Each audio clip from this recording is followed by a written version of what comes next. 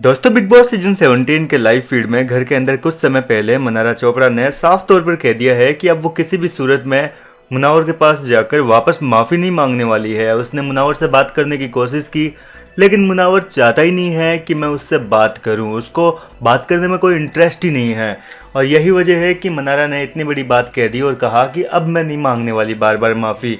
मैंने एक कोशिश करके देख ली है, अब दोबारा नहीं करने वाली। दरअसल ये सारी बातें हो रही थी वॉशरूम एरिया में, जो बातें हुई थी मनारा और मुनावर के बीच में, जहाँ पर रिंकू ने आकर पूरी बात ही खराब कर दी थी और इन दोनों की जो बातें क्लियर होने वाली थी वो बीच में ही रह गई थी, क्योंकि मुनावर ने रिंकू को वहाँ से नहीं भेजा था और कहीं ना कहीं मुनावर भी इंटरेस्टेड नहीं थे और कहीं ना कहीं यहाँ पर मनारा की भी थोड़ी गलती थी, क्योंकि मनारा जिस लहजे में बात कर रही थी वो चीज़ जो है मुनावर को भी पसंद नहीं आया था और यहाँ पर उसी चीज़ की बातें चल रही थी।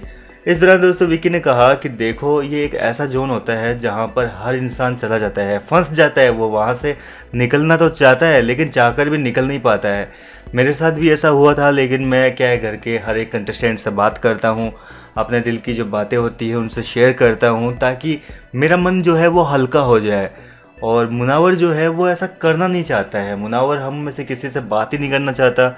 उसका बस वो एक अलग ही जोन है कि वो या तो आयशा से बात करेगा, या फिर अभिषेक से बात करेगा, या फिर नील भट्ट से बात करेगा, रिंकू जी से बात करेगा।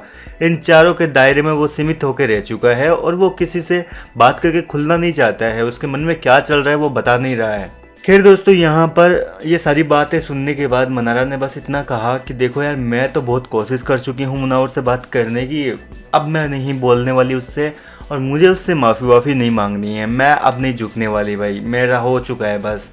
अब मैं अपने जोन में रहूँगी और वो अपने जोन में रहे, कैसे भी रहे, मुझे उससे कोई लेना देना नहीं है।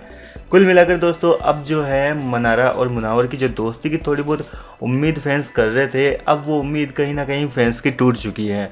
दोनों ने एक दूसरे के साथ दोस्ती जो है वो ऑलरेडी तोड़ दी है और दोबारा दोस्ती होने का कोई भी, जब तक आयशा घर के अंदर है तब तक कोई भी उम्मीद नहीं है।